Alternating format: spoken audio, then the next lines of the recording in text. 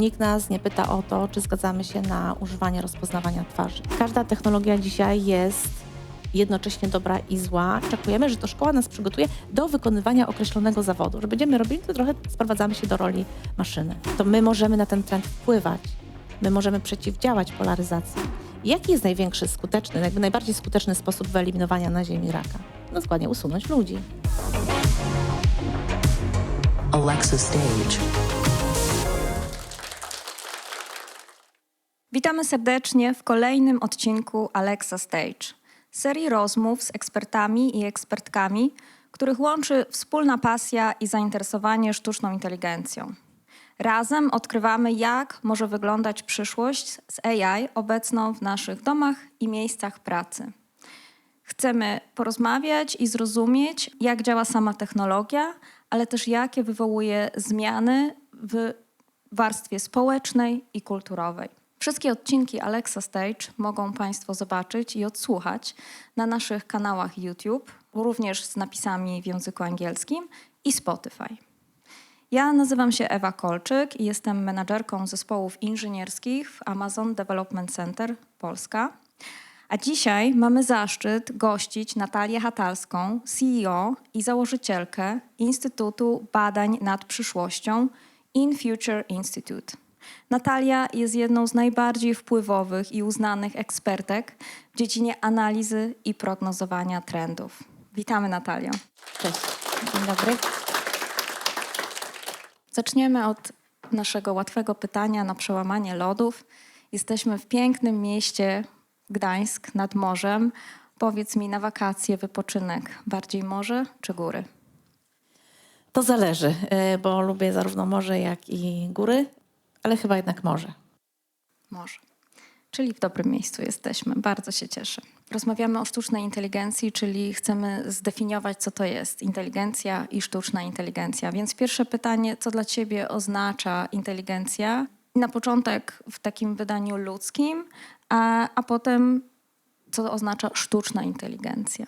To może tak, ja bym chyba nie robiła takiego rozróżnienia ludzka i sztuczna inteligencja, bo to jest takie sztuczne rozróżnienie, które jakby powstało po to, żeby kiedy zaczęła się praca nad sztuczną inteligencją, żeby odróżnić tę inteligencję maszynową od inteligencji człowieka.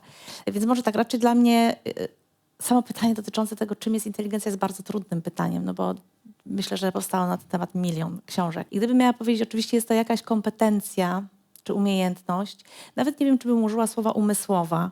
Trudno powiedzieć w kontekście sztucznej inteligencji, czy tam jest umysł, ale jest to jakaś kompetencja, która dotyczy zarówno rozumowania, podejmowania decyzji, myślenia abstrakcyjnego, uczenia się z doświadczenia.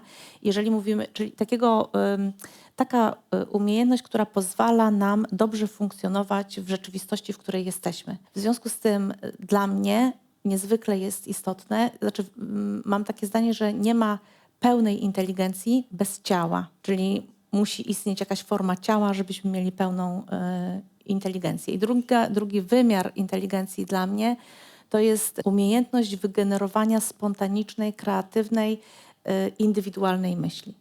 I to są akurat te dwie rzeczy, dochodzę do tego różnica między inteligencją sztuczną a inteligencją ludzką, no to są akurat te dwa obszary, bo jeżeli popatrzymy sobie na rozumowanie, na myślenie abstrakcyjne, na uczenie się z doświadczenia, tak naprawdę sztuczna inteligencja dzisiaj to już ma. W pewnym sensie, nawet jeżeli popatrzymy sobie na duże modele językowe, no to właściwie może planowania nie do końca jeszcze ma, ale większość tych rzeczy, które wymieniłam, one są. Natomiast wciąż jeszcze nie ma ciała. I druga rzecz jest taka, że... A proszę powiedz, mówiąc ciało, co masz na myśli? Bo Fizyczne rozumiem, ciało. Fizyczne ciało. To jest tak, jakbyśmy mieli pomyśleć o naszym mózgu. Gdybyśmy zrobili sobie takie doświadczenie i umieścilibyśmy nasz mózg w jakiejś przestrzeni, która nie ma żadnych bodźców, nie ma żadnych sygnałów, to prawdopodobnie ten mózg też by nie przestał funkcjonować, bo mózg się opiera na bodźcach, które są z fizycznego świata i my na ten fizyczny świat reagujemy. Do nas te bodźce cały czas docierają. Oczywiście to jest znowu jakieś filozoficzne pytanie, co w sytuacji, kiedy my się przenosimy do świata cyfrowego, gdzie my nie mamy już ciała. tak? Gdzie jesteśmy, można powiedzieć, tylko myślą. I czy my wtedy stajemy się też sztuczną inteligencją, skoro nie mamy tego ciała? I odwrotnie, wiemy, że mamy dzisiaj taki kierunek rozwoju technologii związany z inteligencją ucieleśnioną, czyli to, że sztuczna inteligencja zyskuje ciało. To mówię o wszystkich rozwiązaniach z obszaru robotyki, robotów, to co robi Boston Dynamics. I widzimy, zresztą idziemy w kierunku takiego społeczeństwa hybrydowego, gdzie wiemy, że mamy ludzi i mamy roboty. I to jest zupełnie inny sposób funkcjonowania, reagowania, pewnie jeszcze do tego dojdziemy. Ale tutaj druga myśl, o której chciałabym powiedzieć, to tak pierwsza rzecz, że sztuczna inteligencja dzisiaj na dużą skalę jeszcze nie ma tego ciała i trudniej jest jej niektóre rzeczy wykonywać. I zaraz do tego dojdę, do takiego poziomu ogólnej sztucznej inteligencji. A druga rzecz to jest to, o czym powiedziałam, czyli możliwość wygenerowania spontanicznej myśli. Dzisiaj sztuczna inteligencja, człowiek jest w stanie wygenerować spontaniczną myśl. Po prostu myśli nam przychodzą do głowy, tworzymy pomysły. Żeby sztuczna inteligencja wygenerowała myśl, potrzebuje prompt. My musimy dać jej sygnał, żeby ona coś wygenerowała. I teraz druga rzecz jeszcze, która nas odróżnia w pewnym sensie od sztucznej inteligencji, to to, że sztuczna inteligencja jednak opiera się na wgranych bazach danych. Ona nie jest w stanie stworzyć nic zupełnie, na razie na obecnym etapie jej rozwoju, nie jest w stanie stworzyć nic zupełnie nowego, nie odwołując się do zapisanych wcześniej baz danych. Człowiek nie ma takiego ograniczenia. I podam przykład. Człowiek wylądował w ubiegłym wieku na Księżycu. W naszej bazie danych, w całej naszej historii jako ludzie, nie mieliśmy takiego doświadczenia zapisanego. Żaden z naszych przodków nie był na Księżycu, żaden z naszych przodków nie poleciał w kosmos, a jednak byliśmy w stanie, dzięki właśnie inteligencji, którą mamy, generowaniu tych spontanicznych, kreatywnych myśli, rozwiązywaniu problemów, które dzieją się w rzeczywistości, byliśmy w stanie to zrobić. Sztuczna inteligencja dzisiaj na tym etapie jeszcze nie jest. I to jest właśnie ten obszar, której jej brakuje, czyli uzyskania poziomu inteligencji człowieka, czyli tego ogólnego poziomu sztucznej inteligencji, czyli Artificial General Intelligence.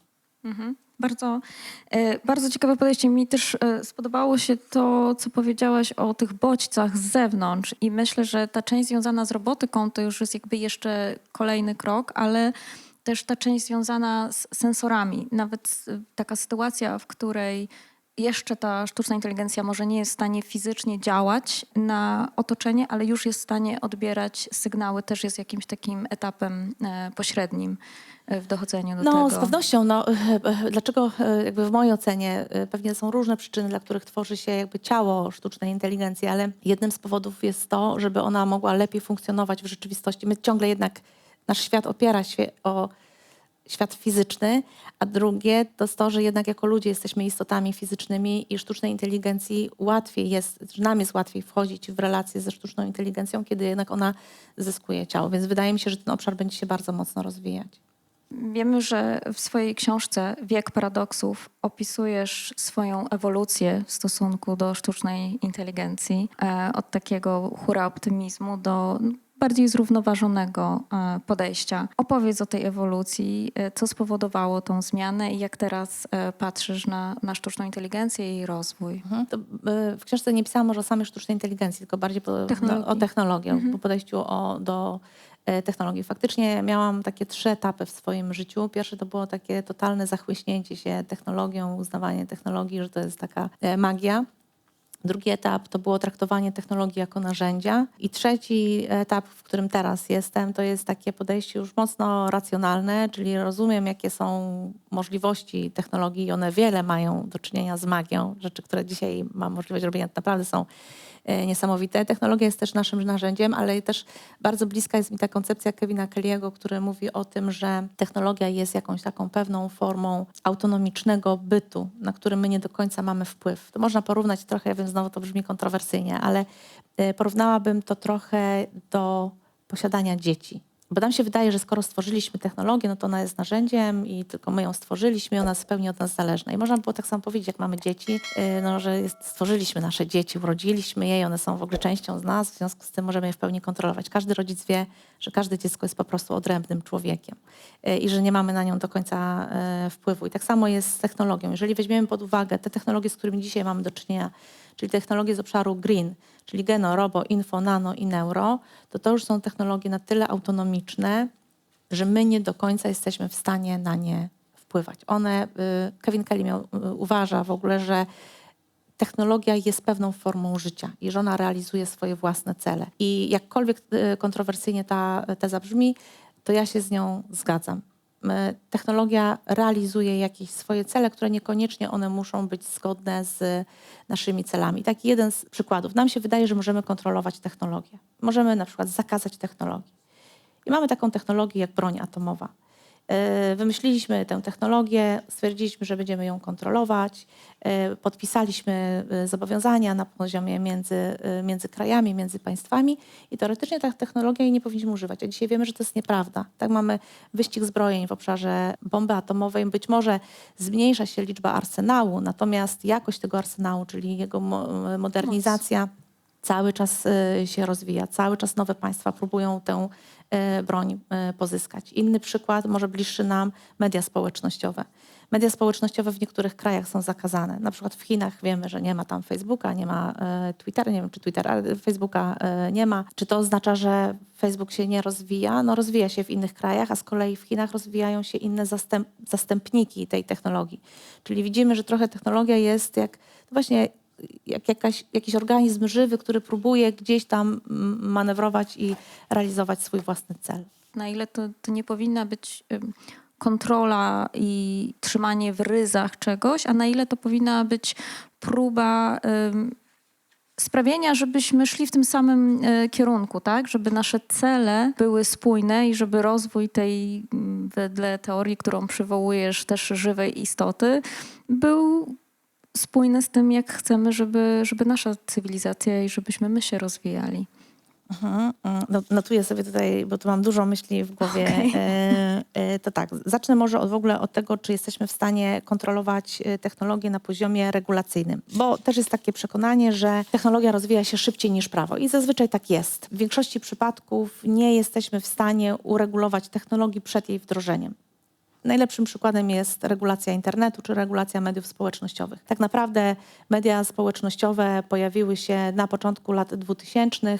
Właściwie początek lat 2000 to internet i potem media społecznościowe. Mamy 2024 rok, a dopiero teraz zaczynamy to regulować, czyli minęły 24 lata. Ale i generalnie my mamy takie podejście w naszym zachodnim świecie, że wchodzi technologia i my ultra optymistycznie do niej podchodzimy, zaczynamy po prostu jej używać. Tak samo jest ze sztuczną inteligencją. Dzisiaj sztuczna inteligencja w zasadzie jest nieuregulowana, bo cały AI Act tak naprawdę wejdzie tam myślę, że do 2026 roku. Ale realnie my z tej technologii korzystamy, bo chociażby rozpoznawanie twarzy na lotniskach czy w naszych komputerach to opiera się już o sztuczną inteligencję. I trudno będzie nam pewnie z niektórych rzeczy zrezygnować. Więc faktycznie jest takie przekonanie, że nie jesteśmy w stanie uregulować technologii, najpierw ona musi być wdrożona. Ale nie do końca tak jest, bo mamy taką technologię, która dotyczy inżynierii genetycznej. I cały obszar związany z inżynierią genetyczną był uregulowany jeszcze w poprzednim wieku, zanim ta technologia się rozwinęła. Dopiero dzisiaj jesteśmy na takim etapie, że ta technologia doszła do takiego poziomu, że mówi się o tym, że powinniśmy te regulacje prawne zmienić albo usunąć, żeby ta technologia mogła się dalej rozwinąć. Czyli jesteśmy w stanie w niektórych aspektach przewidzieć pewne konsekwencje wdrożenia danej technologii i regulacje przygotować wcześniej. Druga rzecz jest taka, że w Unii Europejskiej w ogóle funkcjonuje takie prawo, tak zwana zasada ostrożności, która mówi o tym, że jeżeli jakakolwiek nowa technologia, nawet hipotetycznie, może mieć negatywne konsekwencje dla człowieka, to w związku z tym ona nie powinna być w ogóle wdrażana. To oznacza, że w większości technologii nie powinniśmy byli wdrożyć, bo nie powinniśmy byli wdrożyć 5G, nie powinniśmy byli wdrożyć mediów społecznościowych, nie powinniśmy byli wdrożyć smartfonów i całej masy innych technologii. W związku z tym ta zasada, która funkcjonuje w Unii Europejskiej, jest martwa. I istnieje coś takiego, to wymyślił Max More, jedna z osób, która jest mocno zaawansowana w takim obszarze transhumanizmu. I on opracował taką zasadę, która nazywana jest zasadą proaktywności, która mówi o tym, że owszem, powinniśmy wdrażać technologię, ale powinniśmy to robić w taki sposób, że stale monitorujemy, jak ta technologia działa. I w momencie, kiedy cokolwiek złego się z nią dzieje, to wtedy albo ją zmieniamy, albo wprowadzamy dodatkową regulację prawną i też jesteśmy stale w kontakcie ze społeczeństwem. Bardzo mało się mówi o zasadzie proaktywności, zwłaszcza w kontekście rozwoju AI. Dzisiaj tak naprawdę rozwój sztucznej inteligencji dzieje się poza udziałem społeczeństwa. Nikt nas na przykład nie pyta o to, czy my jako społeczeństwo zgadzamy się na użycie dronów. Nikt nas nie pyta o to, czy zgadzamy się na używanie rozpoznawania twarzy. Tak, czyli jakby tutaj jest kwestia tego, w jaki sposób podchodzimy do technologii. Nie możemy mówić, nie da się pewnie całkowicie skontrolować technologii, zakazać jej, ale raczej, żeby to robić stopniowo. Druga rzecz, o której powiedziałaś, to jest właśnie to alignment, czyli kwestia zgodności technologii z naszymi wartościami. I znowu można powiedzieć, że wartości ludzkie są bardzo trudne do zdefiniowania, że właściwie każdy z ludzi ma inne wartości. To nie do końca tak jest. My jako ludzie jednak mamy pewne wspólne wartości i moglibyśmy wdrażać technologię w zgodzie z tymi wartościami. Taką grupą społeczną, znowu może kontrowersyjne, są Amisze, o których bardzo często mówi się, że Amisze w ogóle nie korzystają z technologii. To jest nieprawda. Oni korzystają w sposób bardzo zaawansowany. Oni są swego rodzaju, nawet można powiedzieć, hakerami, tyle że oni wdrażają technologię w sposób, który jest zgodny z ich wartościami. Czyli jedną z największych ich wartości są relacje międzyludzkie. Mają też w swoich społecznościach osoby, które testują technologię, czyli jak pojawia się jakaś nowa technologia, to ta osoba sprawdza, czy w jaki sposób to wpływa na tę ich wartość dotyczącą na przykład relacji społecznych. No i na przykład kwestia telefonów. Oni nie używają telefonów w domu, ani telefonów komórkowych, ani tradycyjnych, właśnie z tego powodu, że telefon może przeszkodzić w budowaniu relacji społecznych. Czyli na przykład siedzę z kimś przy obiedzie, rozmawiam i nagle dzwoni telefon i wiadomo, że nas to wybija. W związku z tym ustalili, że nie będą używać telefonów w domu, ale w miejscu pracy używają. Tak samo jest kwestia samochodów.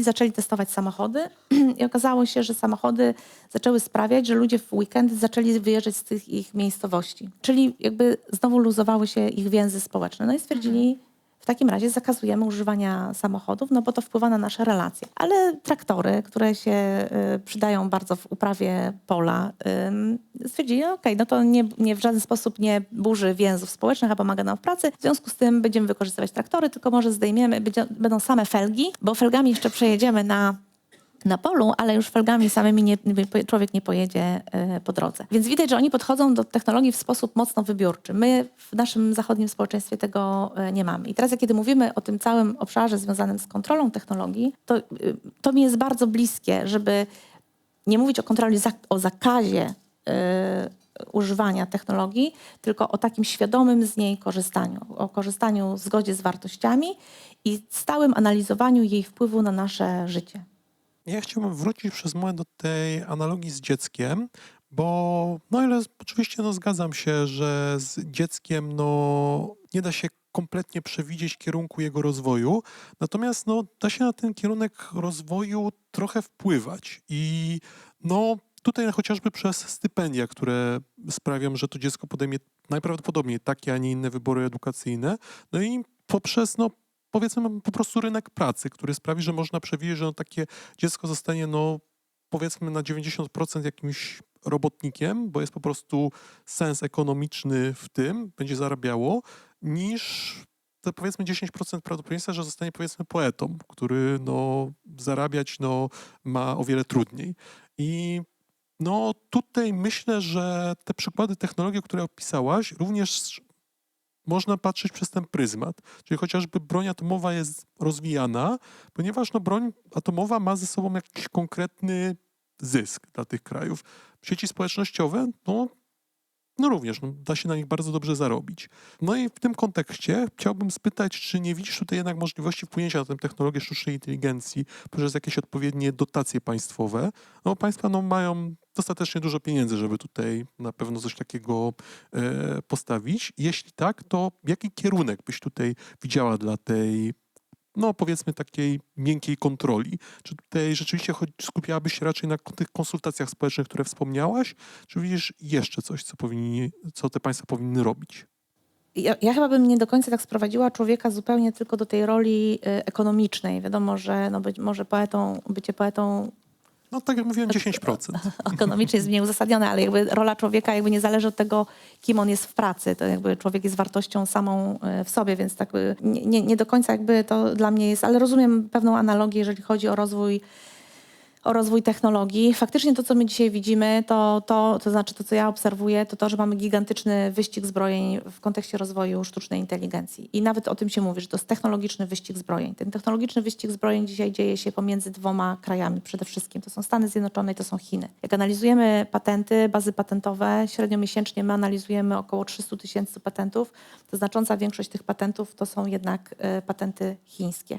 I robiłam sobie ostatnio taką analizę, która chciałam sprawdzić, na ile jakie są wydatki na rozwój tej technologii i jakie są wydatki związane z jakby budowaniem bezpieczeństwa sztucznej inteligencji, czyli właśnie na alignment. No i wydatki na rozwój tej technologii są 1600 razy wyższe niż wydatki na jej bezpieczeństwo. Co nam pokazuje, zresztą nawet jeżeli popatrzymy na to, co się działo ostatnio w OpenAI, gdzie w zeszłym roku został powołany Super Alignment Team, który miał się zajmować bezpieczeństwem rozwoju sztucznej inteligencji w ramach OpenAI i po roku on został w całości, może trudno powiedzieć, czy został zwolniony, czy oni sami odeszli, czy odeszli do tego, że zostali zwolnieni jakkolwiek, no to budzi mój niepokój z tego powodu, że zamiast dzisiaj się zastanawiać nad tą technologią, która nie do końca jest transparentna i nie do końca wiemy, jak ona podejmuje decyzje, kiedy wiemy, że mamy do czynienia z taką technologią, a jednak to, co dla nas jako ludzkości dzisiaj jest najważniejsze i dla rządów jest najważniejsze, to jest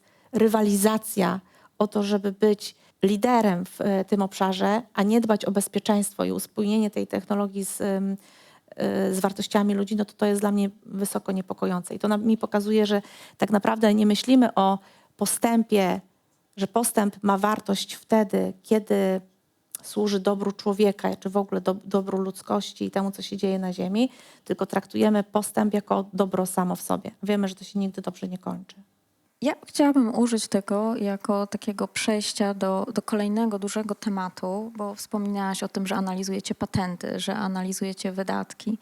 I chciałabym w ten sposób przejść do tematu związanego z instytutem, który założyłaś i którym kierujesz, In Future Institute, i z waszym sztandarowym produktem, czyli mapą trendów. Jest to mapa trendów, ja powiem w jednym zdaniu, ale potem ciebie poproszę o to, żebyś nam powiedziała więcej na jej temat. Jest to próba przewidzenia tego, jakie będą trendy w różnych perspektywach czasowych i no jest to niesamowite zadanie w ogóle, tak? Przewidywanie przyszłości i to nie takiej wąskiej, jak robimy analizę giełdową czy ekonomiczną, gdzie się skupiamy na kilku czynnikach i jakimś zamkniętym zbiorze wartości, ale tutaj próbujesz ze swoim instytutem przewidzieć, w którym kierunku praktycznie cały świat zmierza. Opowiedz nam, co to jest ta mapa trendów, czym są trendy, a potem będę miała jeszcze dalsze pytania odnośnie szczegółów tego, jak ona powstaje. Dobra, to może powiem najpierw, czym są trendy. Trendy to są, bo dzisiaj jest bardzo dużo nieporozumień, jeżeli chodzi o to, czym są trendy. Na pewno wszyscy dzisiaj śledzimy trendy i pojawiają nam się różne takie słowa, które co roku, zwłaszcza na początku roku, są szczególnie, nie wiem, popularne. W ostatnim czasie to był, nie pamiętam, Texodus, Spermpocalypse, Hortifuturism, jakieś takie zupełnie nazwy, których jakbyście zapytali, co one oznaczają, to nie mam pojęcia. To wynika z tego, że my jako świat i w ogóle jako społeczeństwo mamy taką tendencję, że ciągle chcemy wiedzieć nowe rzeczy. W związku z tym za te nowe rzeczy jakby powstają jakieś, no nie wiem, takie burze mózgów albo jakieś takie słowa, które właśnie są takimi jakimiś zupełnie nowymi słowami, one są takie otwierające, ale realnie one wprowadzają pewien chaos i to są bardziej słowa, jakieś hasła marketingowe niż... Wydmuszki troszkę. Takie wydmuszki, dokładnie. Niż realne trendy. I teraz czym jest dla mnie trend? Trend to jest trwająca w czasie zmiana. Obserwowalna i jednocześnie to jest taka zmiana, która jest wynikiem aktywności człowieka, a ponieważ jest wynikiem aktywności człowieka, to człowiek na nią może też wpływać. Czyli my na trendy możemy trendy wzmacniać albo możemy je osłabiać. Trendy układają się w większe całości, czyli jakby trendy składają się na megatrendy. I megatrendy to już są takie zmiany, które są niesterowalne, czyli na które my już jako ludzie nie mamy wpływu. One są większe od nas. Jakiś przykład? No na przykład wszystkie zmiany społeczne i demograficzne, czyli jakiś taki, my to nazywamy światem przeobrażeń społecznych. No nie mamy już wpływu na to, jakie przeobrażenia się dzieją, tym bardziej, że to są długoterminowe zmiany, jeszcze zmiany demograficzne, to w ogóle one trwają w perspektywie 20-30 lat, czy nawet jeszcze dłużej. I mapa trendów z założenia ma diagnozować rzeczy, które się dzieją. To znaczy ona ma być taką diagnozą naszego świata dziś i w przyszłości. Czyli ma pokazywać zmiany, które się dzieją, czyli właśnie te trendy w 4 perspektywach czasowych. Perspektywa now, new, next i beyond. Perspektywa now to są trendy, które dzieją się teraz. Perspektywa new to jest perspektywa krótkoterminowa, czyli tam do 5 lat, czyli dany trend potrzebuje około 5 lat, żeby dojrzał. Potem jest perspektywa next, to jest perspektywa średnioterminowa, czyli między 5 a 15 lat. I potem jest perspektywa beyond, czyli perspektywa powyżej 15 lat, czyli my tam mamy trendy długoterminowe. Najczęściej to są trendy technologiczne, które są w ogóle jeszcze dzisiaj hipotetyczne. W tym roku na mapie trendów w tym obszarze beyond jest właśnie Artificial General Intelligence, czyli ogólna sztuczna inteligencja, czyli ten poziom sztucznej inteligencji, który zyskuje poziom inteligencji człowieka. My szacujemy, że to jest perspektywa powyżej 15 lat. W 2022 roku było robione takie badanie na 800 ekspertach zajmujących się rozwojem sztucznej inteligencji i oni wtedy powiedzieli, że jakby mieli oszacować, kiedy ogólna sztuczna inteligencja się pojawi i oni oszacowali, że to się wydarzy w perspektywie 37 lat. I to oczywiście nie oznacza, że za 37 lat czy 15 lat pojawi się ogólna sztuczna inteligencja, która dorówna poziomowi inteligencji człowieka, tylko chodzi o to, że dla środowiska związanego ze sztuczną inteligencją ogólna sztuczna inteligencja nie jest czymś niemożliwym. Tylko że to jest po prostu, to się wydarzy tylko w jakiej perspektywie czasowej. I jakie to będzie, to jest pytanie o to, jakie będzie miało dla nas konsekwencje. Natomiast wracając do mapy trendów, właśnie chodzi o to, jest narzędzie analityczne, które ma nam pokazywać jakby niepewności, ryzyka, zmiany, które się dzieją i to jest narzędzie do wykorzystywania głównie przez firmy, przez organizacje do takiego funkcjonowania biznesowego i strategicznego. Czyli można to wykorzystywać w kontekście działań operacyjnych, w kontekście działań strategicznych. To ja mam parę pytań, żebyśmy sobie zbudowały, my tutaj jako publiczność, taki bardziej solidny fundament odnośnie tej mapy trendów. Chciałabym się dowiedzieć, jak badacie, jakie dane analizujecie, jak wygląda ten proces, na końcu którego się okazuje, że jakiś konkretny trend, na przykład taka czy nie inny kierunek demograficzny czy technologiczny jest uznawany za wzrostowy albo już właśnie wymierający. Ja wiem, że to jest wasze know-how pewnie, jak wy to badacie, ale na tyle, na ile to jest możliwe, proszę zdrać nam i to pewnie też zbuduje nasze jakby zaufanie, prawda, do tego, co wam wychodzi z tej analizy. Mapa trendów opiera się o taki wskaźnik TMI. To jest nasz autorski wskaźnik, który my opracowaliśmy już wiele lat temu i nim się posługujemy do budowania mapy. W tym roku też częściowo ten wskaźnik udostępniliśmy na zewnątrz, czyli można z niego też skorzystać. I ten wskaźnik TMI zbudowany jest z 2 subwskaźników, hype i impact. Czyli my jesteśmy w stanie zmierzyć, czy dany trend, hype mówi nam o tym, na ile o danym trendzie się mówi, na ile on jest popularny, a impact nam mówi, na ile dany trend ma wpływ. I czasami jest tak, że my mamy w ogóle tendencję jako ludzie do patrzenia na rzeczy, które mają wysoki hype, czyli o których się dużo mówi. Z punktu widzenia biznesu to takie patrzenie na to, co ma wysoki hype, może nas prowadzić na manowce. Mieliśmy taką sytuację. Na początku lat 2000 mieliśmy rozwój internetu jako technologii i doszło do pęknięcia bańki tak zwanej dot-com bubble, tak? Czyli przeinwestowania w technologię, która jej wpływ wtedy jeszcze nie był tak duży, żeby ona mogła generować zyski, jakich spodziewali się inwestorzy. Mieliśmy bańkę związaną z biotechnologiami, mieliśmy bańkę związaną z kryptowalutami i tak dalej. To jest o tyle istotne, bo jakby mapa, skoro ma identyfikować ryzyka i niepewności i być narzędziem, to jest niezwykle istotne, żeby na mapie znajdowały się rzeczy, do których można mieć zaufanie, że one realnie mają wpływ.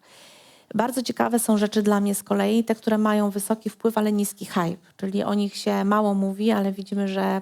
No właśnie, to było jedno z moich pytań. Co teraz jest takiego, czego my nie analfabetyzm widzimy? funkcjonalny na przykład. Dobra, to do tego wrócimy, bo to jest bardzo duży temat i chciałabym go pogłębić. Dobra, to zawracam, bo tak robię naokoło, ale zawracam do twojego pytania, jeżeli chodzi o to, jak badamy. Czyli mapa opiera się o wskaźnik TMI.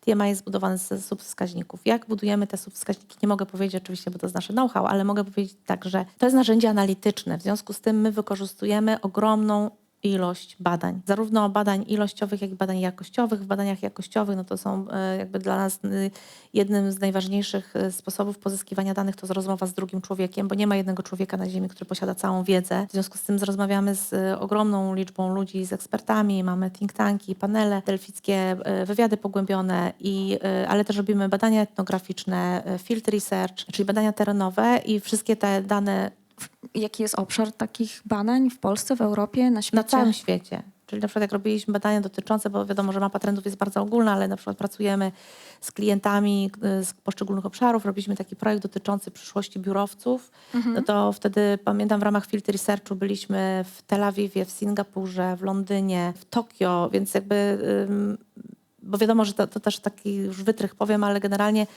my zajmujemy się przyszłością, a przyszłość jest dzisiaj, to co powiedział Gibson. Przyszłość jest dzisiaj, tylko że ona jest niewłaściwie rozdystrybuowana.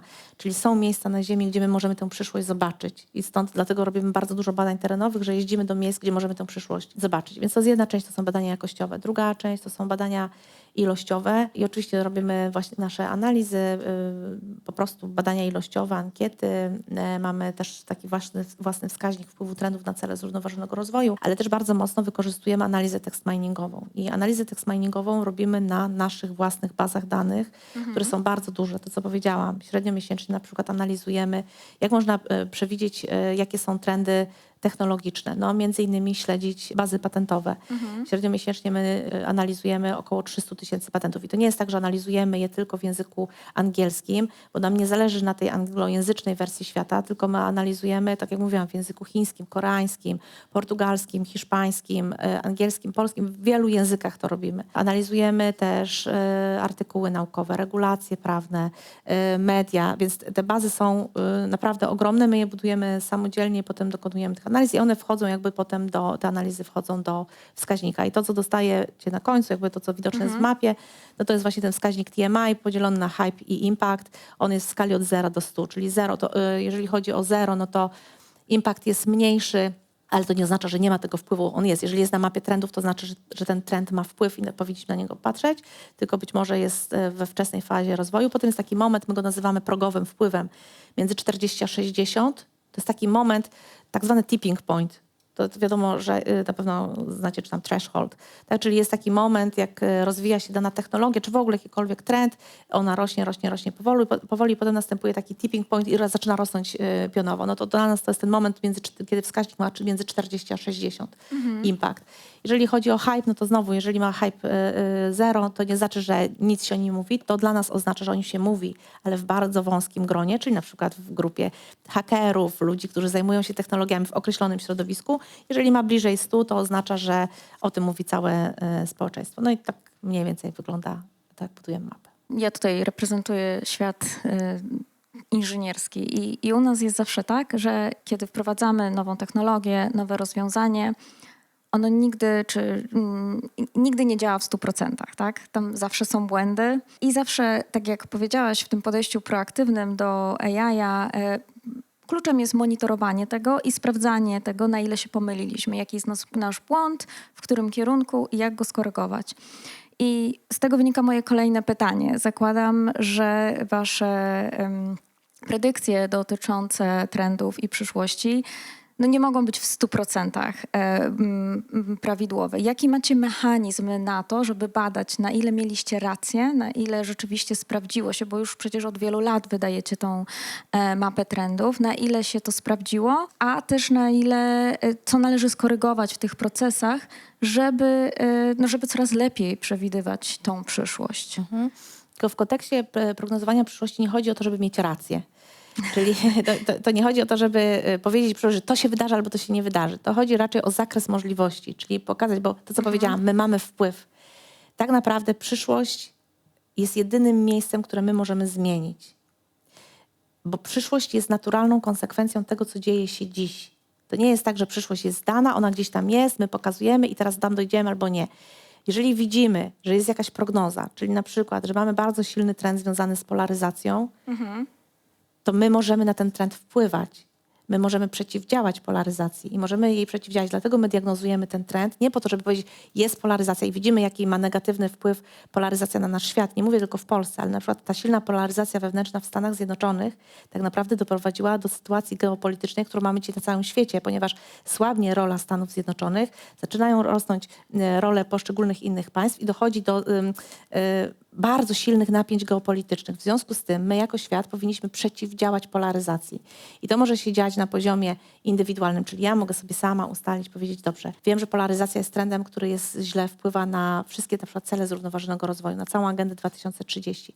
Więc będę działała na poziomie mikro, czyli moim poziomie Natalii Hatalskiej i ustalam sama ze sobą, że nie będę wchodziła w żadne dyskusje polaryzacyjne, które są w internecie. My na poziomie firm możemy sobie ustalić, że nie wiem, nie używamy jakiegoś wykluczającego języka, że budujemy społeczność, że nie wiem, wolontariat, że zgromadzimy ludzi wokół jakiegoś jednego wspólnego celu.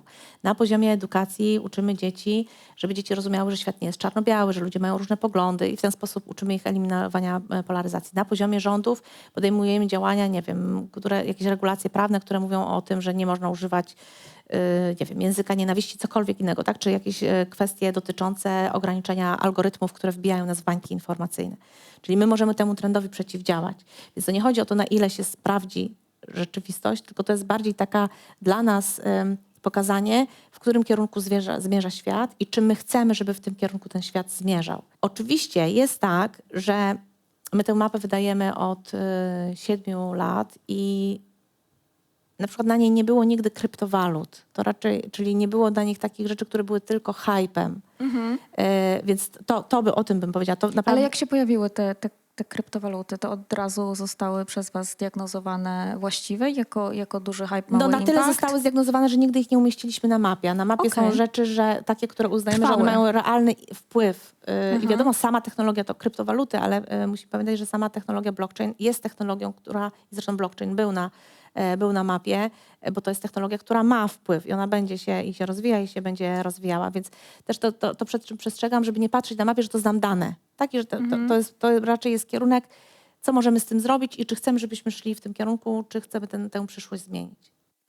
Rozumiem. No dobrze, czyli to też jest jakiś taki sposób na odfiltrowywanie takich chwilowych właśnie hype'ów, tak? Tak, staramy się, żeby tych hype'ów oczywiście podajemy ten wskaźnik hype i można widzieć, że na temat, no nie wiem, teraz jest bardzo duży hype jeden z najwyższych hype'ów jest na taki trend rezyliencja, czy hype związany z dobrostanem. Bardzo dużo się o tym mówi. Ale jednocześnie wiemy, jaki jest ogromny wpływ dobrostanu ludzi na nasze funkcjonowanie jako społeczeństwa.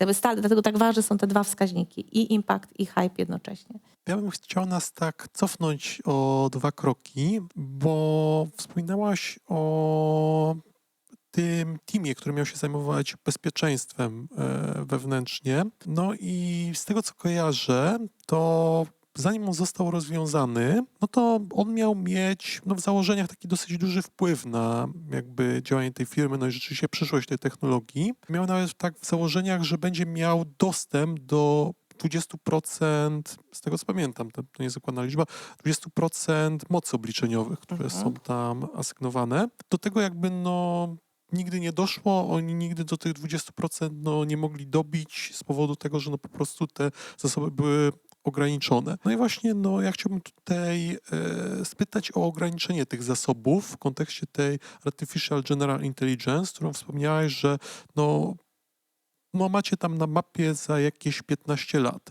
Czy to przewidywanie dotyczące 15 lat dotyczyło tej inteligencji, która byłaby dostępna tak dla indywidualnych ludzi, czy chodziło raczej o sztuczną inteligencję, która powiedzmy będzie jedna na cały świat, jakby zasoby całego świata były potrzebne na jej stworzenie, i tam powiedzmy sekunda czasu jej pracy kosztuje kilka milionów, więc w związku z tym tylko korporacje mogą jej zadawać jakieś pytania. Jeżeli chodzi o tę perspektywę 15 lat, to jest prognoza nasza dotycząca tego poziomu Artificial General Intelligence, czyli AGI, czyli poziomu ogólnej sztucznej inteligencji, czyli tego poziomu, kiedy sztuczna inteligencja osiąga poziom człowieka. To oznacza, że jest w stanie zdać tak zwany test kawy Steve'a Woźniaka.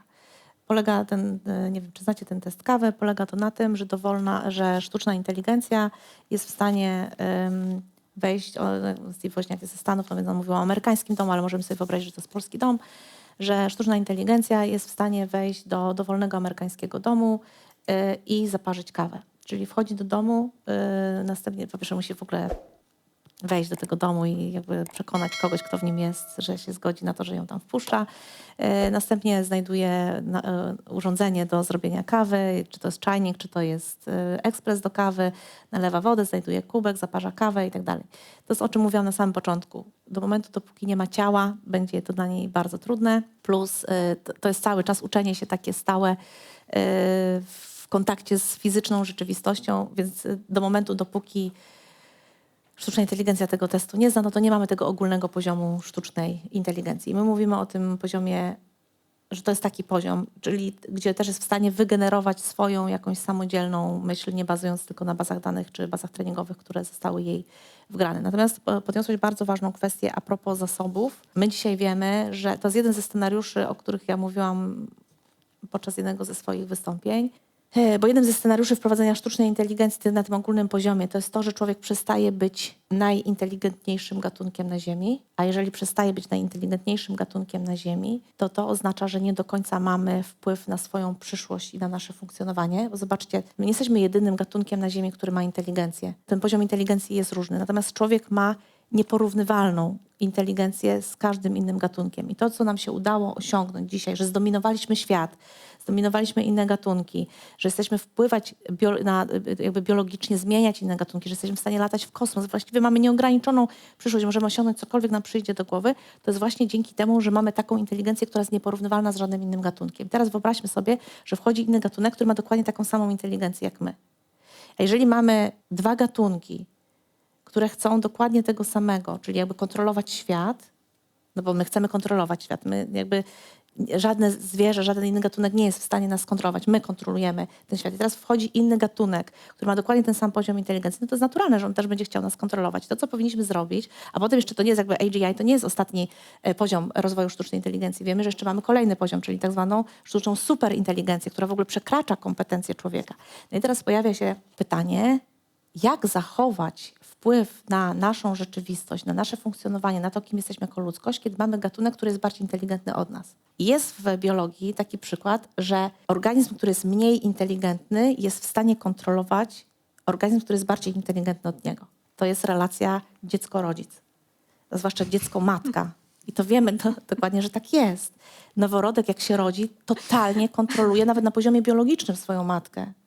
Każda rzecz, kwestia karmienia piersią, wypływu pokarmu, jak dziecko płacze, to jest, a totalnie dziecko kontroluje matkę, która ma zdecydowanie wyższy poziom, więc to jest możliwe. Czyli jakoś tam oksytocynę musimy włożyć te wszystkie To jest transformery. bardzo, bardzo ciekawe pytanie. Więc to jest jeden ze scenariuszy, tak? Co się z nami stanie jako gatunkiem, jeżeli będzie gatunek, który jest bardziej inteligentny od nas? Czy my będziemy umieli go skontrolować, tak jak na przykład dziecko kontroluje matkę. Ale też są jakby inne przykłady. No nie wiem, mamy w sobie takie bakterie, czyli nie wiem, grzyby są super w tym, doskonałe właściwie.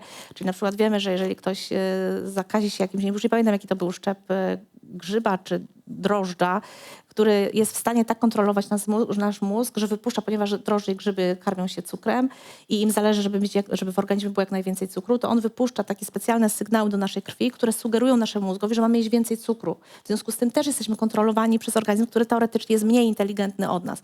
Więc to jest możliwe i ten scenariusz możemy rozważyć. Drugi scenariusz z kolei to jest to, o czym ty mówiłeś. Znowu mamy dwa gatunki, które tak naprawdę rywalizują o zasoby. My dzisiaj wiemy, że sztuczna inteligencja, zwłaszcza ogólna sztuczna inteligencja, która będzie potrzebowała ogromne zasoby, i to mówię o fizycznych zasobach, to co wyszłyśmy na początku, tak? My funkcjonujemy cały czas jeszcze w fizycznym świecie, czyli sztuczna inteligencja potrzebuje energię, potrzebuje wodę i potrzebuje przestrzeń fizyczną. No bo gdzie rośnie, gdzie rozwija się, gdzie rodzi się sztuczna inteligencja? Na farmach serwerów. A farmy serwerów dzisiaj nie są chmurą, tak? No możemy sobie wyobrażamy, że są chmurą, ale realnie to są fizycznie istniejące konstrukcje, które zabierają przestrzeń człowiekowi, zabierają wodę człowiekowi. I to jest ogromne wyzwanie dla nas w kontekście tego, czy dojdzie do takiej sytuacji. I dzisiaj na przykład jak mówimy o energii chociażby, mówiłeś o tych 20% zasobów. Dzisiaj są robione nawet takie scenariusze, które mówią, że nawet w takim bardzo prostym scenariuszu rozwoju ogólnej sztucznej inteligencji istnieje realne ryzyko, że sztuczna inteligencja będzie potrzebowała tyle energii, ile dzisiaj w ogóle wytwarza cała ludzkość. Chciałabym wrócić do tego tematu, który zasygnalizowałyśmy wcześniej, czyli tematu, który na mapie trendów oznaczyłaś jako taki, który ma raczej niski hype, ale duży impact i nazwałaś go analfabetyzmem funkcjonalnym. Powiedz nam, co to jest i co dzieje się już teraz w tym obszarze i jaki jest trend? Analfabetyzm funkcjonalny to jest trend, który mówi nam o tym, że człowiek traci zdolność czytania ze zrozumieniem i też umiejętność jasnego formułowania swoich myśli. I przyczyną tego trendu, i to widzimy, to jest narastające w całym społeczeństwie. My zresztą się posługujemy coraz bardziej obrazkami. Już trudno jest nam czytać długie teksty. To ma wpływ na funkcjonowanie firm, tego jak są dostosowywane komunikaty potem w komunikacji marketingowej. Wiemy, że banki na przykład mają specjalne działy, które mają upraszczać teksty, bo dla ludzi to jest niezrozumiałe. I przyczyną tego trendu jest między innymi nasze funkcjonowanie z technologią w mediach społecznościowych, w kulturze obrazkowej i w oparciu o dużą algorytmizację naszej rzeczywistości. I algorytmy, to w ogóle też jest bardzo ciekawe, jeżeli chodzi o rozwój technologii. Algorytmy z założenia miały powstać, żeby nam pomóc. Tak, bo chodziło o to, że wygenerowaliśmy ogromną ilość treści i tyle treści nie byliśmy w stanie jej przetworzyć, więc stwierdziliśmy, że algorytmy nam pomogą do tych treści się dostawać. Dzisiaj wiemy, że algorytmy tak naprawdę nas zamykają w różnego rodzaju bańkach, ograniczają nasze widzenie świata. No i to oczywiście wpływa na nasze funkcjonowanie w kontekście chociażby też takich umiejętności poznawczych. Mhm. A powiedz mi, bo zdefiniowałaś to jako umiejętność właśnie dłuższego skupienia, czytania dłuższych tekstów, formułowania myśli. Czy rozszerzamy to też na inne umiejętności? Powiem ci, co mam na myśli. 20 lat temu przeprowadziłam się do Krakowa i musiałam się ogarnąć w Nowym Mieście i wszystko to robiłam z papierową mapą przed oczami i w samochodzie, co może nie było do końca bezpieczne, ale zadziałało i już po paru miesiącach generalnie znałam całe miasto i byłam w stanie się po nim poruszać. 10 lat później przeprowadziłam się do innego dużego miasta, gdzie już posługiwałam się mapą Google'a oczywiście. Mieszkałam tam 3 lata i nigdy nie poznałam tego miasta. Zawsze musiałam jechać z tą mapą włączoną, nie licząc najbliższego sąsiedztwa. Dla mnie, znaczy w takiej mojej pierwszej definicji, która mi przyszła do głowy, jak czytałam o tym terminie, to jest też część analfabetyzmu funkcjonalnego. Powiedz, czy tak? A jeżeli tak, to jak daleko on może się rozszerzyć? Jakie jeszcze inne umiejętności, które jeszcze 20 lat temu wydawałyby nam się zupełnie naturalne i powszechne i każdy by je posiadał, i jakie możemy stracić? Podniosłaś w ogóle super ciekawą rzecz a propos map. To w ogóle ty masz doświadczenie z Krakowem, miałam identyczne doświadczenie z Poznaniem. Ja się przeprowadziłam do Poznania 22 lata temu i też jeździłam cały czas z mapą na siedzeniu. Ale mapy i w ogóle orientacja w przestrzeni faktycznie dzisiaj jest tak, że my straciliśmy umiejętność orientacji w przestrzeni. My robimy to słynne przykłady, kiedy Google nas prowadzi i ktoś wjeżdża do rzeki albo tam na jakiś most i tak dalej. Natomiast orientacja w przestrzeni jest jedną z rzeczy, które świadczą o naszym człowieczeństwie, które być może w ogóle spowodowały, że przetrwaliśmy jako gatunek. Jakbyśmy sobie porównali, był taki okres w życiu Homo sapiens, czyli nas jako gatunku, kiedy współistnieliśmy z neandertalczykami. Jakbyśmy porównali sobie, jakie kompetencje miał neandertalczyk i jakie miał kompetencje Homo sapiens, to neandertalczyk miał zdecydowanie lepsze kompetencje niż Homo sapiens. Widział w ciemności, był super wytrzymały na zimno, ale Homo sapiens między innymi miał umiejętność orientacji w przestrzeni. Była mu to ona potrzebne do tego, żeby zdobywać informacje, ponieważ warunki były bardzo trudne, w których żył. Musiał zdobywać informacje od innych ludzi. Ludzie żyli wtedy w małych grupach i te grupy były rozrzucone, więc człowiek musiał się jakby w mózgu swoim stworzyć taką umiejętność, że umiał zapamiętywać teren, umiał dojść do innego człowieka, umiał go zapytać o zdanie, wymienić się z nim informacjami i wrócić. My nie doceniamy w ogóle tej kompetencji związanej z naszą orientacją w przestrzeni. I faktycznie tak, zgadzam się z tobą, to jest jedna z form naszego analfabetyzmu funkcjonalnego. I on się pogłębia, bo my dzisiaj widzimy, że sztuczna inteligencja nas prześciga nie tylko w kontekście map, ale nas prześciga w kontekście rozpoznawania obrazów, rozpoznawania twarzy, rozumienia tekstu, rozumienia tekstu pisanego. No jest cała masa obszarów, gdzie już poziom sztucznej inteligencji jest poziomem nadludzkim. I teraz to będzie wpływało na to, w ogóle to jest pytanie o to, kim my jesteśmy jako ludzie i jaka jest nasza rola. I tutaj trochę było o rynku pracy. Ja to ostatnio mocno obserwuję. Były takie badania, chyba NASK je opublikował w Polsce. Już nie pamiętam jaka to była, ale bardzo duża grupa, 60-70% badanych, to były badania na polskim rynku, powiedziała, że studia i uczelnia wyższa nie przygotowuje ich do rynku pracy. I można by było powiedzieć, no nasze uczelnie muszą się zmienić. Do jakiego rynku pracy? No w ogóle, no właśnie, do rynku pracy. Dzisiaj, Dobrze, jutro, za 10 dokładnie, lat? Dokładnie, No. to jest pytanie. A druga rzecz taka, że my oczekujemy od uczelni tego, że w nas wykształci, że nam przygotuje zawód, konkretny zawód. A jeżeli będziemy mieć przygotowany konkretny zawód, to co to oznacza? Że my się sprowadzamy do roli maszyny, bo to maszyna zawsze wykonywała określone zadanie. Tak? Jeżeli popatrzymy sobie w ogóle na to, czym jest edukacja, jaka jest historia edukacji, to istotą edukacji jest to, żebyśmy po pierwsze nauczyli się myśleć, samodzielnie myśleć i żebyśmy umieli się uczyć. To jest nie przygotowanie nas do konkretnego zawodu, a zwłaszcza w czasach sztucznej inteligencji. I to jest, myślę, ogromna zmiana, która nas czeka w podejściu, czyli że my w ogóle sami zaczęliśmy, trochę jakby się zmienia rola, czyli to maszyna zaczyna... Po raz pierwszy w historii człowieka, skąd jest ta wielka zmiana związana ze sztuczną inteligencją? Wcześniej jak technologia wchodziła, to ona automatyzowała naszą pracę fizyczną. Dzisiaj sztuczna inteligencja automatyzuje jakby nasze kompetencje i umiejętności poznawcze. I co więcej, my jakby nie przeciwdziałamy temu, właśnie idziemy w kierunku analfabetyzmu funkcjonalnego i co więcej oczekujemy, że to szkoła nas przygotuje do wykonywania określonego zawodu. Że będziemy robili, to trochę sprowadzamy się do roli maszyny.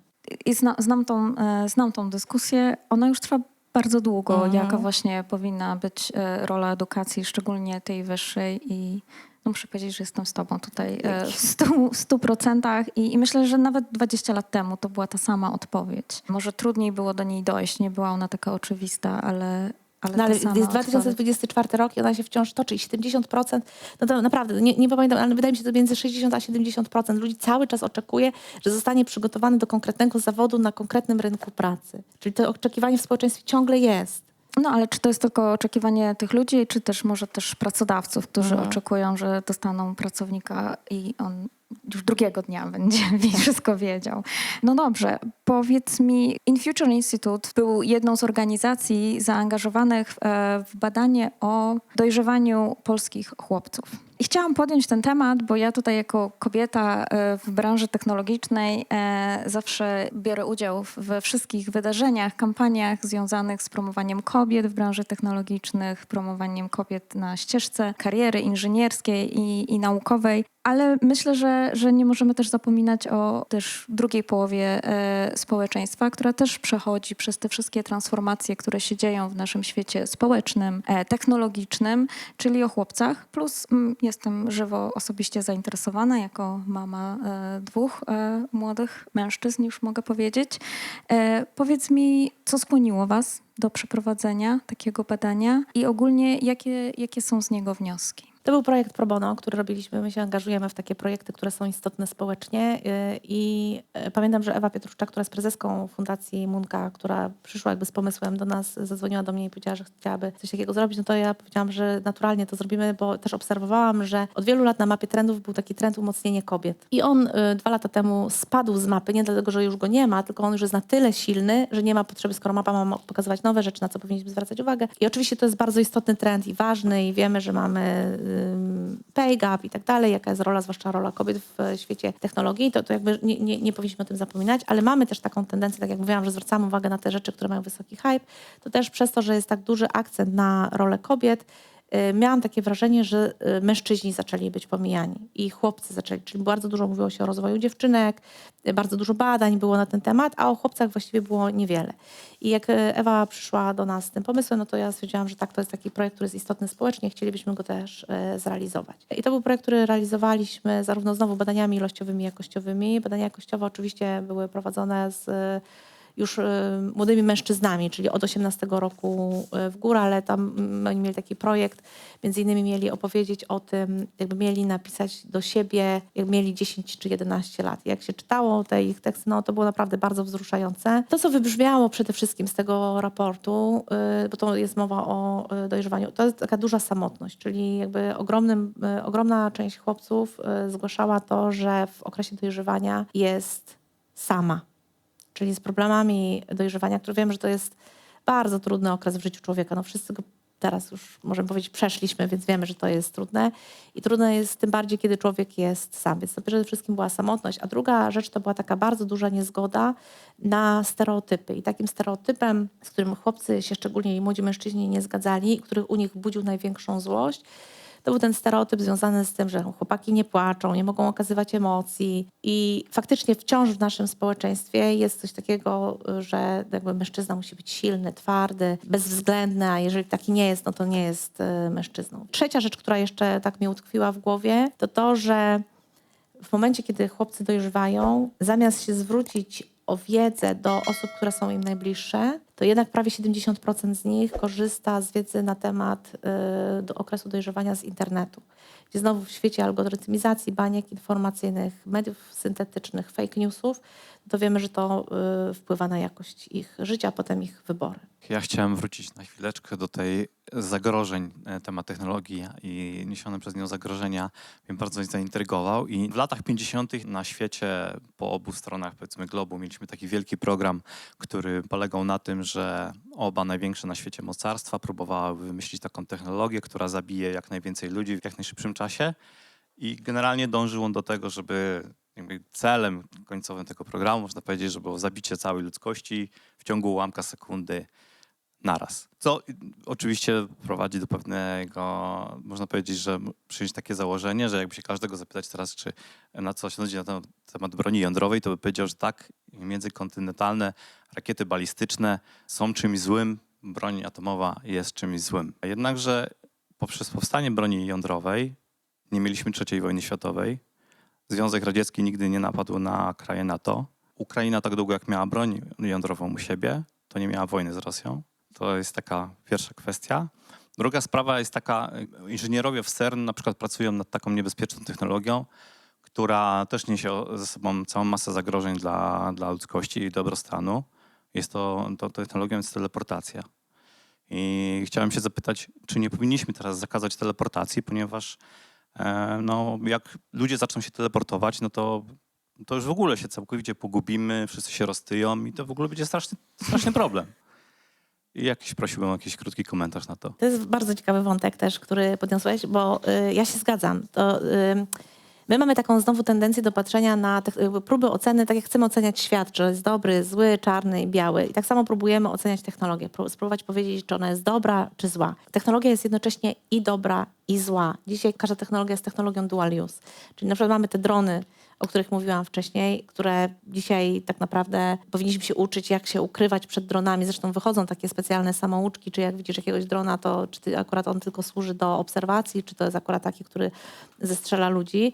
Ale wiemy, że drony też działają dobrze, czyli są w stanie zrzucać ludziom w sytuacjach, kiedy tam, gdzie człowiek nie jest dotrzeć, nie wiem, jakiegoś w sytuacji kataklizmu, są w stanie zrzucać pierwszą pomoc. Więc każda technologia dzisiaj jest jednocześnie dobra i zła i to, co jest ważne, o czym powiedziałam na początku, że wdrażając to, ja w ogóle nie mówię o tym, żebyśmy zakazywali technologii. Zresztą nie da się dzisiaj zakazać technologii, nie da się zakazać rozwoju. Jeżeli ją zakażemy tutaj, to ona się będzie gdzieś rozwijała w innym miejscu. Tak samo jak było z inżynierią genetyczną. Teoretycznie ona jest uregulowana prawnie, ale my wiemy, że kilka lat temu w Chinach jeden z naukowców, He Jiankui, pogwałcił prawo międzynarodowe i dokonał zmian genetycznych na poziomie linii zarodkowej, a następnie wszczepił te 2 zarodki do organizmu kobiety i urodziły się 2 dziewczynki zmodyfikowane genetycznie, Lulu i Nana, czyli mamy pierwszych genetycznie zmodyfikowanych ludzi, którzy funkcjonują. Tak więc jesteśmy w stanie, nawet jeżeli jest prawo międzynarodowe, każde prawo można złamać. Więc nie chodzi o to, żeby zakazywać technologii, tylko żebyśmy cały czas próbowali tę technologię realizować w zgodzie z wartościami człowieka. I znowu wrócę, trochę rozmawiałam o sztucznej inteligencji, więc tak do niej zawracam. Powiedziałeś o tym, że w latach 50. państwa miały stworzyć technologię, która miała w jak najszybszym czasie zabić wszystkich ludzi.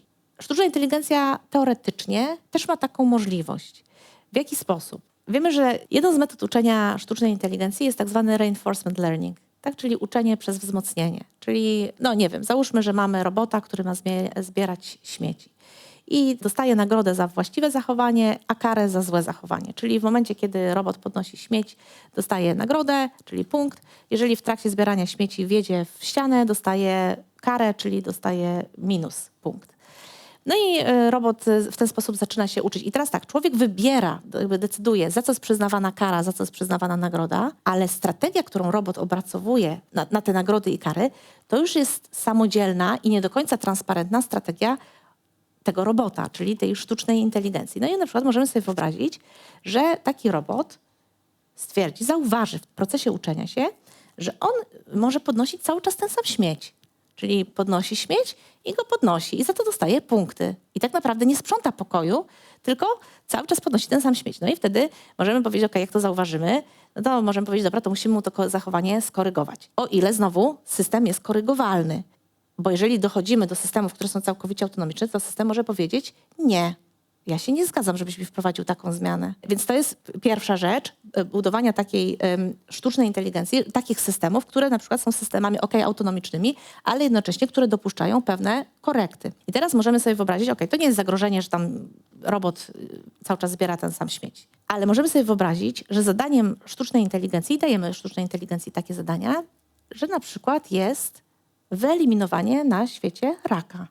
Jaki jest największy skuteczny, jakby najbardziej skuteczny sposób wyeliminowania na Ziemi raka? No dokładnie, usunąć ludzi.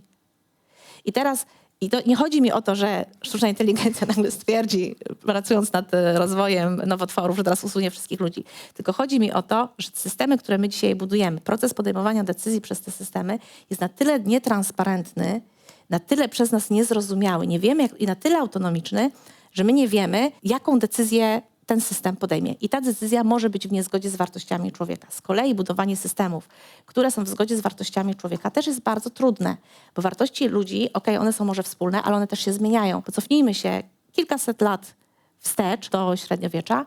I w średniowieczu naturalne były tortury. I wtedy społeczeństwo uznawało, że to jest naturalne, że w tym nie ma nic złego. Dzisiaj wiemy, że tortury są czymś bezwzględnie złym i to powinno być zakazane. I jestem przekonany, że za 200-300 lat, jeżeli przyjdą do nas inni ludzie, to oni stwierdzą, jak to jest możliwe, że ci ludzie w XXI wieku robili taką rzecz, która jest absolutnie niedopuszczalna, jest nieetyczna. I teraz jak zbudować taki system, który będzie się zmieniał z tym, jak my dojrzewamy jako społeczeństwo.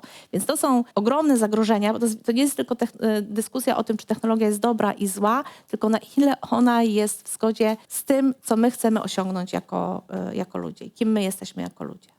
To powiedz mi, tutaj mam taki cytat, w którym mówisz, że nie da się tworzyć innowacji bez optymizmu. Rozmawiałyśmy już o tych wszystkich zagrożeniach, o tym, co może się wydarzyć, kiedy nie będzie tego alignmentu, co może się wydarzyć, kiedy będziemy próbować też za bardzo rygorystycznie próbować kontrolować technologię albo w ogóle podchodzić do tego w sposób taki bezrefleksyjny. Jak zachować ten optymizm i co możemy robić, tak? Też w kontekście tego, co mówiłaś, że te trendy są, ale mamy na nie wpływ. Jak my teraz, nasi słuchacze, słuchaczki, co my możemy robić na co dzień, jak wpływać na nasze społeczeństwo, ale też na nasze regulacje, żeby zachować ten optymizm, żeby ta przemiana technologiczna, czy wręcz rewolucja AI doprowadziła nas w miejsce, w którym chcemy być. Jeżeli chodzi o optymizm, to ja w ogóle jestem optymistką i uważam, że optymizm przydaje się w życiu, ale jest też taka piękna książka, do której często wracam, jak właśnie tracę nadzieję, jak obserwuję to, co się dzieje czasami na świecie i tracę nadzieję. To jest taka książka Jonathana Leara, on jest filozofem, Nadzieja radykalna.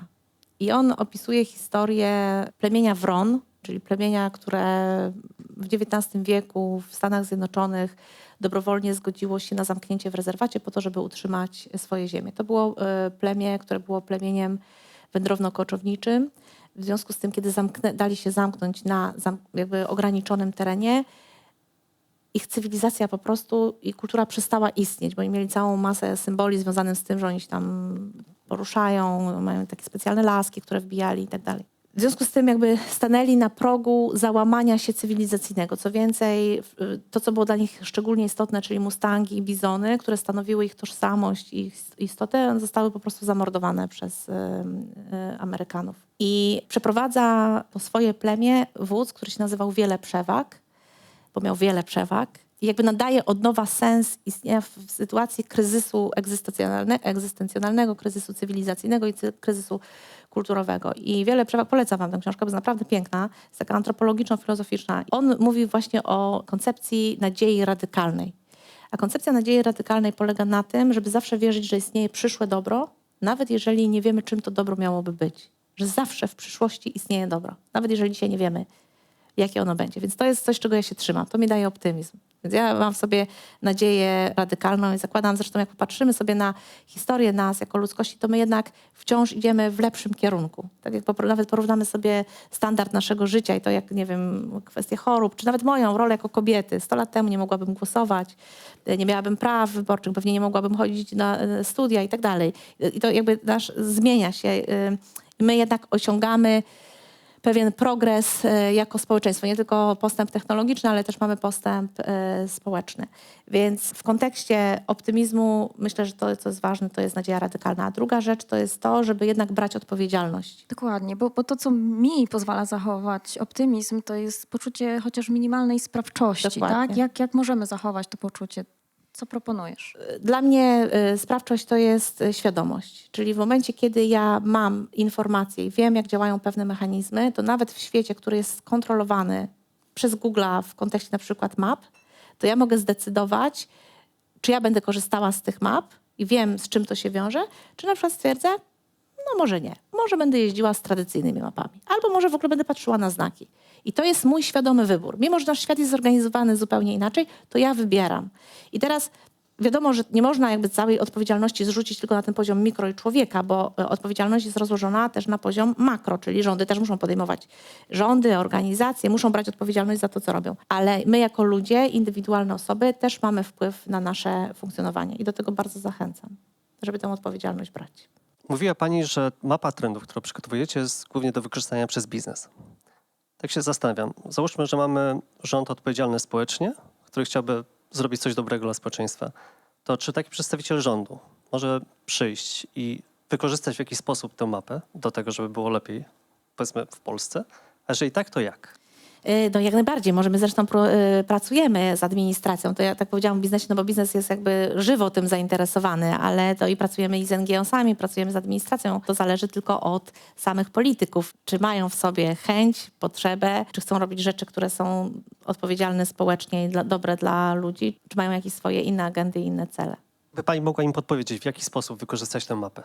Przede wszystkim w kontekście rządów bym patrzyła na te trendy, które mają negatywny wpływ na realizację celów zrównoważonego rozwoju. Czyli my też analizujemy trendy pod kątem agendy 2030. Agenda 2030 to jest ta agenda, pierwsza w ogóle strategia dla świata, ta, która była ustalona w 2015 roku. Tam mamy 17 celów zrównoważonego rozwoju. I my zrobiliśmy 2 lata temu, może 3 lata temu, taki wskaźnik, który pokazuje każdy z trendów, jak każdy z trendów wpływa na każdy cel zrównoważonego rozwoju. Czyli dokładnie można zobaczyć i to potem powstają takie mapy cieplne. To jest też ogólnodostępne. Też jakby to udostępniamy właśnie po to, żeby można było podejmować lepsze decyzje. I widzimy, że są takie mapy cieplne i one świecą, czyli trendy świecą albo na czerwono, albo na zielono. Jeżeli widzimy trendy, które świecą na czerwono, to znaczy, że one mają negatywny wpływ na realizację celów zrównoważonego rozwoju, czyli nie pozwalają nam zrealizować strategii jako świat, taki, żeby nasz świat był lepszy. Te, które są na zielono, one wpływają pozytywnie na cele zrównoważonego rozwoju. I teraz rządy, ale to też mogą robić organizacje i biznesy jakkolwiek, ale rządy zakładam, że powinny przede wszystkim przeanalizować te trendy, które świecą na czerwono i zastanowić się, które z nich powinny zostać wyeliminowane. Na przykład, takim powiedziałam już wcześniej, jest polaryzacja, ale też na przykład analfabetyzm funkcjonalny, nierówności cyfrowe. W jaki sposób możemy to eliminować, a jak wspierać te trendy, które mają pozytywny wpływ na cele zrównoważonego rozwoju. Potem wdrażać odpowiednie polityki, konsultacje, programy, żeby zmieniać naszą rzeczywistość. Tak jak powiedziałam, na trendy można wpływać, trendy można zmieniać, można je osłabiać albo można je wzmacniać. Natalio, bardzo dziękuję za dzisiejszą rozmowę. Dla mnie najważniejsze, co z tego wyniosłam, to to, że ważna jest świadomość, ważna jest wiedza i analiza. Trzeba się zastanowić nad tym, jakie są te trendy, dokąd zmierzamy, żeby potem móc zastosować to, o czym mówiłaś, czyli tą radykalną nadzieję wraz z naszym mikrodziałaniem, tak? Z tym, co możemy zrobić na naszym poziomie. Na pewno skorzystam z poleceń książkowych. Bardzo serdecznie Ci dziękuję. Naszych słuchaczy i słuchaczki chciałabym zachęcić do śledzenia Alexa Stage na naszych kanałach na YouTube i Spotify, tak żebyście byli na bieżąco z najnowszymi odcinkami. To wszystko na dzisiaj. Dziękuję bardzo.